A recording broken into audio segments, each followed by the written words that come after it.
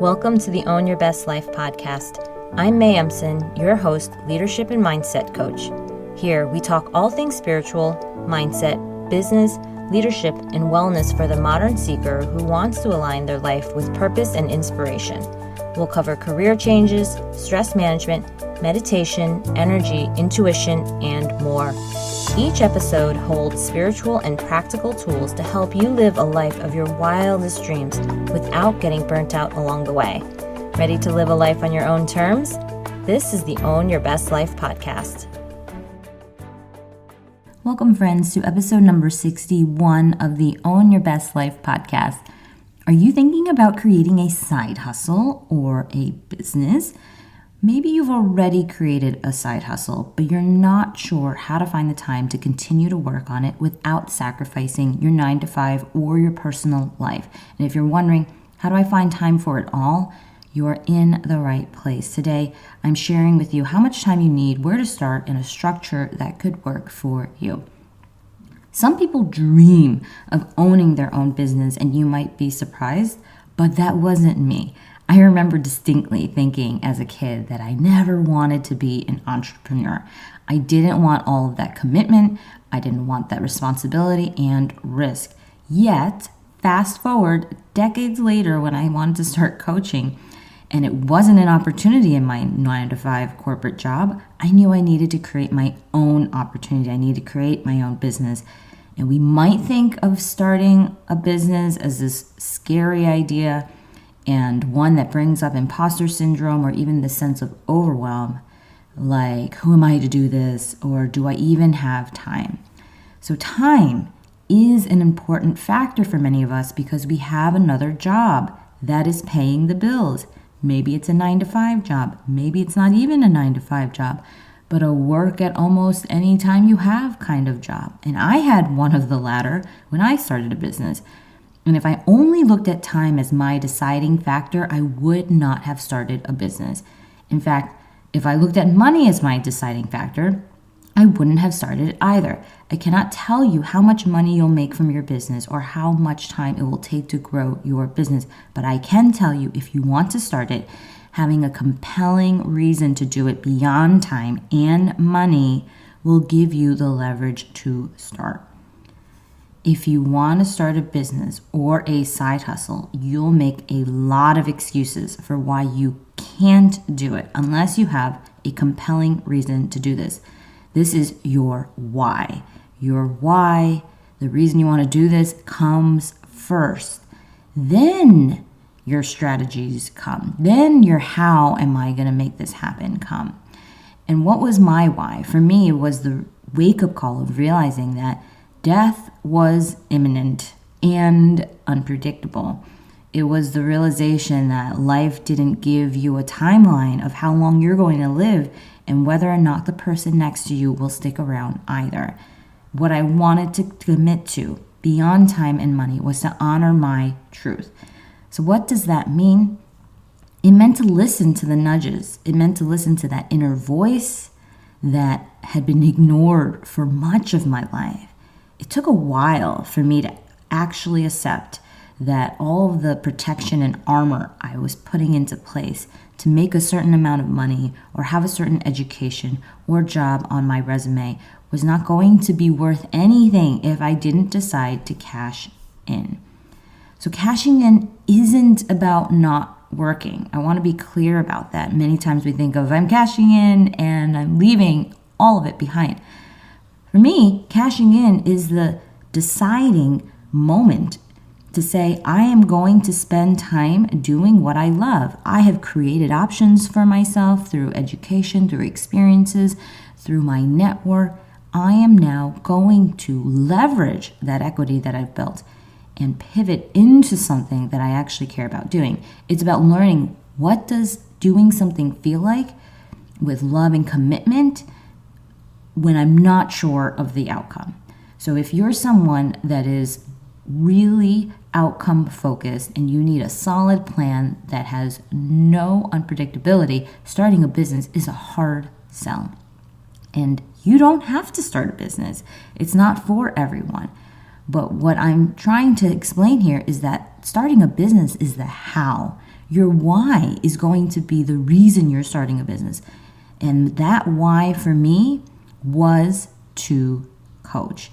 And I didn't know what this new business would look like. And for someone who loves a good plan and knowing the outcome, this had felt so different than all of my previous activities.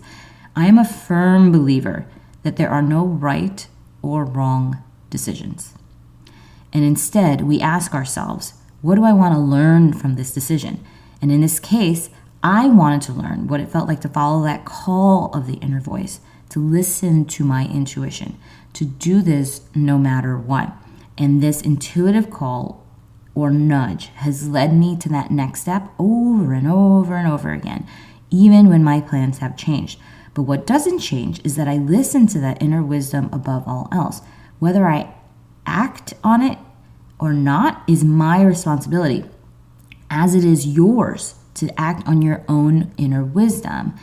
Either way, it's there, letting you know that what you desire is possible. So my question for you is this: what do you want to learn in the process? What do you want to learn in the process of starting a business? What do you want to learn in the process of creating time for a business? And let that guide you to shape it into the business that helps you learn those things. For me, one of the biggest things I want to learn was a different way of managing time and setting boundaries than I had in the past. I'm not talking about boundaries against people. I'm talking about my own boundaries of what I will accept and not accept in my life. How do I create a life I love if I don't manage my time properly, if I don't manage what is in my life properly? I was used to committing as much time as needed to an activity, and then some, to all the things I did. But if I wanted a full life without burning out, I needed to create space for myself and learn how to properly spend my time. It didn't matter what job I had or how many businesses I started or didn't start. My earlier patterns were to overwork, to cut my sleep short, and inevitably, it led to poor health and burnout. And I knew that I didn't want to sacrifice financial security in pursuit of my truth, so starting a business while working my corporate job was the ideal option for me. Knowing this, I had to figure out a time commitment that would be outside of my corporate job. I had to find time in the early hours of the morning, the evening, the weekends to use towards my new business, and that's exactly what I did. So how much time do you need? The question of how much time I needed wasn't really where I started. Want to know why? Because we humans make our tasks fit the amount of time we have. So what we really want to ask ourselves is, how much time do I want to commit? You only need 1 hour this week to start. 1 hour. Can you then carve out 15 minutes a day to think through what it is you want and begin to take the first steps? That is easy to do. If you can't do 15 minutes, do 10. If you can't do 10, do 5. And when you can get the 5 minutes down, the 10 minutes down, the 15 minutes down, maybe a 1 hour down, you can move to 2 hours, 3 hours, or more. And some of the easiest ways for us to find time is in the early morning, the evenings, and depending on your current schedule, it can even be during the day itself. Maybe you spend a lot more time than you would like on social media or watching shows. You can utilize that time for starting a new business. Perhaps your kids are in school. You can utilize that time as well. Maybe you take a lunch break. There's another chunk of time to utilize. The point is this: there are easy places to find time. And let's say you found all the easy spots, you're maximizing your time in all of these ways. We also have to make some choices about our lives if we are struggling to find the time. These are what I call the not so easy places. So choices are involved.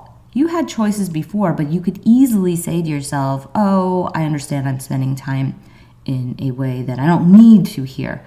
But in these other areas, this might look like changing jobs so that you have more time to devote to your business without sacrificing the quality of work and the commitment you've made to your other job.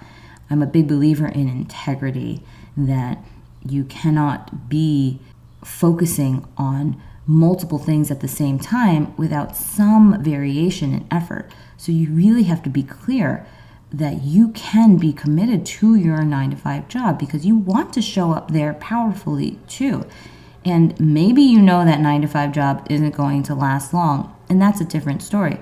But in many cases, I know of spiritual achievers that love their corporate jobs, that love their other jobs, or at least have a commitment to fulfilling their responsibility there, and not just fulfilling it to the minimum, but really excelling.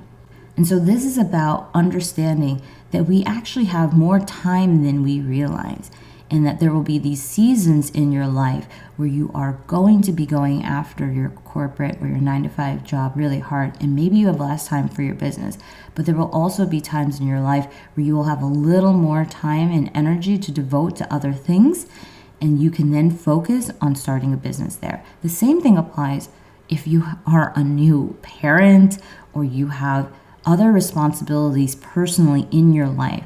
The 9-to-5 is a very typical way that most of us are spending our time outside of starting a business or any new endeavor.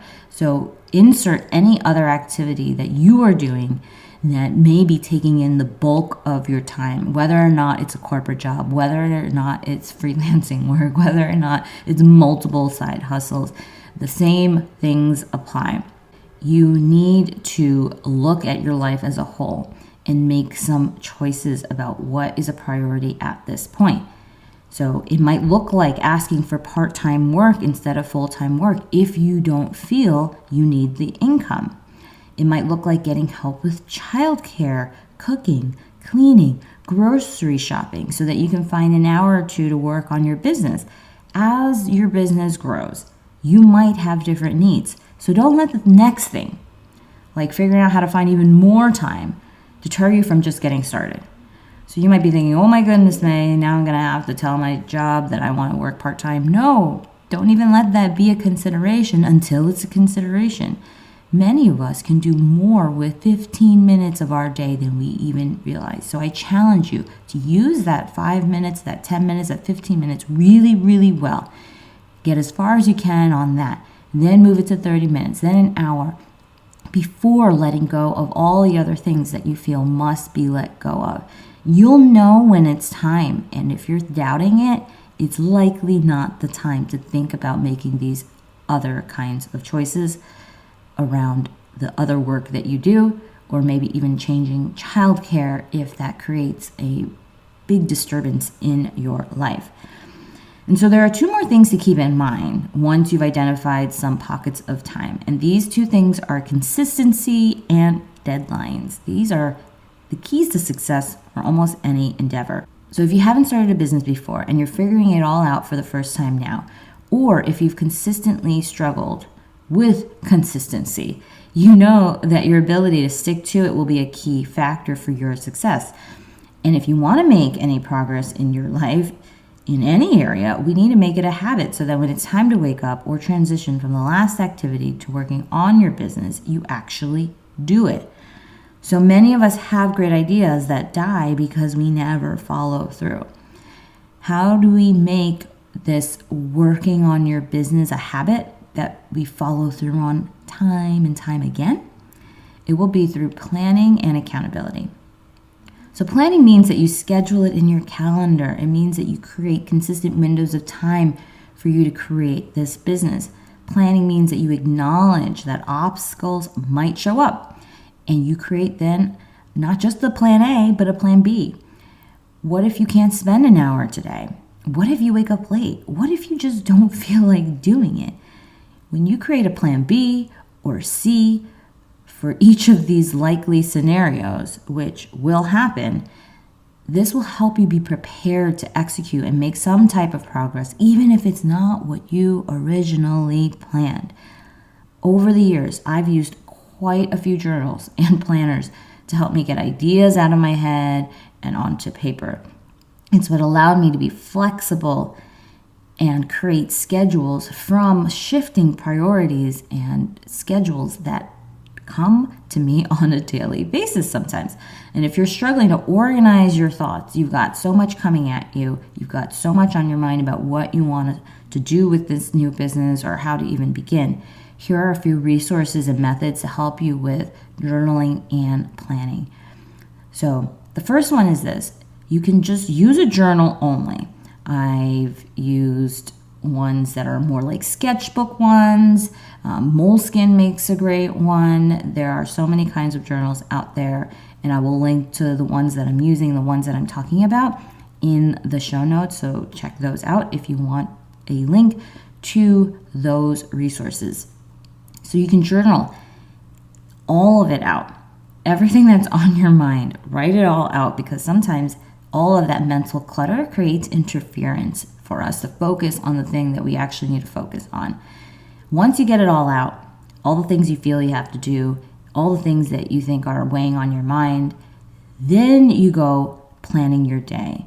And you can do it in the journal as well. Literally include the times of the day that you're writing out on one side, and then right next to it what you're doing that day. It can include gratitude lists, all the things that you like to do to kind of help you settle into your day. I would have separate sections in the book, because I've done this myself and I currently do this, like weekly planners or my business or podcast ideas or book notes or brain dumps or resources or goals. So you get the picture. You can create your own kind of journal that has all these different sections so that you're able to get everything out of your head. This helps us with the planning. And the second way to do this is to journal by taking notes or brain dumping and use a planner. So instead of just using a journal, you also use a planner. And this helps you stay structured with a daily planning methodology. So you can keep it to 10 to 15 minutes of planning, if possible, to make it consistent. Sometimes we get into this loop where we spend hours trying to plan. And this is different than a planning day, which I am very much in favor of. This is the daily planning that you need to just organize what you're doing today, what your priorities are, your goals, and the tasks that ladder up to them. You need to have a small window of time for you to look at the day that's in front of you. And so if you make it an hour, it's going to be hard for you to fit it in. So I try to keep it to 10 to 15 minutes where you're quickly taking stock of what needs to happen, you're organizing it into your day, and you're planning it. And I would still use a digital planner in addition to a journal and a planner. So you can use Outlook, G Suite, whatever that you are using. Maybe it is iCal, all of those things. Planners that I like, the physical planners that I like, are the High Performance Planner by Brendon Burchard, or the Best Self Journal.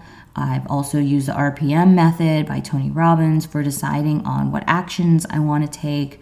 And then the 5-minute journal is something that I'm going to start using in the next couple months. Again, I'll link to all of these if you're interested in learning more, but I highly recommend using some kind of planner to keep you consistent. And what I started with when I began journaling and planning were these two things. I started with this first thing, day by day note taking in a journal. And then I just used the back pages for ideas, to-dos, to-buys, resources, and then I used a digital planner. So everything goes in a journal, and then everything comes out of the journal and goes onto a digital planner, which for me looks like an online calendar. Things change. You're going to find new technology and new ways of doing these things. So the methodology stays consistent, which is that you get things out of your head so that they're not cluttering it. You can do it almost anywhere you want. And then you put it somewhere that will hold you accountable for that time. So for me, that is a digital planner. The other thing I did when I began journaling and planning was using The Artist's Way by Julia Cameron and the morning pages. So this is a daily brain dump. So this for me was to really unearth creativity, to really go back to the reason why I wanted to do this in the first place. It was to get me out of the doing process and back into the being. And so many times when we're starting a business, we're really in the doing. We're like, okay, I got to do this, and then I got to do that, and then I got to do that. but we forget why we're doing this all in the first place.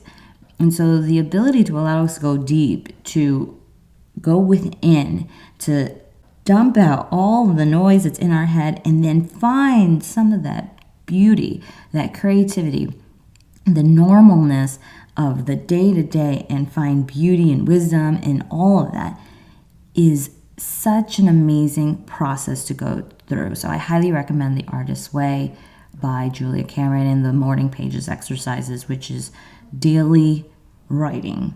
And it really helps you not only to start to get clear on what it is that you want and why, it also helps you get clear so that you can relieve yourself of some of the stress and anxiety that might be weighing you down and keeping you from starting the next thing and the next task. All right, so what am I currently doing? At the time that you're listening to this podcast, I am doing the Best Self Journal. I'm using a digital calendar, and I'm using Evernote as well as a blank journal. So it seems like a few different things, and they are, but this is what's working for me right now. All right, that was a lot on planning. There's so much more I can do in that topic, but I wanted to give you some resources so that you have some tactical ways to just start doing this immediately. Accountability is more important than most people realize. So you can have all the planners you want in the world and all the journaling techniques, but one of the first things most people will say to me when they're in the midst of change is that they need someone to hold them accountable. We, strange humans, for some reason, hate disappointing other people. So if you make a promise to me or someone who will check on you and check on you to say, did you do the thing that you told me to do? And to ask you, how did it go? You are more likely to commit to following through. So think about how will you bring accountability into your life for doing the thing that you finally have the courage to do. All right. Lastly, you will need a deadline. I know that when I wanted to learn how to swim, I signed up for a sprint distance triathlon. So you give yourself a meaningful date, something that you commit yourself to. For example, you tell people that you're launching a business on a certain date so that you'll have that website ready by that date, or your product ready, or your service. Again, we will work for as much time as we give ourselves. So even if it feels like a little bit of a stretch, know that you'll get it done if you give yourself a deadline. And you give yourself that external accountability coupled with it. So that was a lot. And I wanted to show you a little bit about how you can create this time for your business, even if you have a full-time job or a full-time anything. In summary, we've covered why your why is going to be your driving force for this new endeavor, how to find time, sticking to it, and developing consistency, and giving yourself accountability and deadlines. These are some of the most important things to start with when you are creating time for your business. So let me know what resonates with you, how you use it. I am really thrilled because this is a topic that I've been getting questions on. So I've been creating more resources so that you all have the ability to dig into them and find what works for you.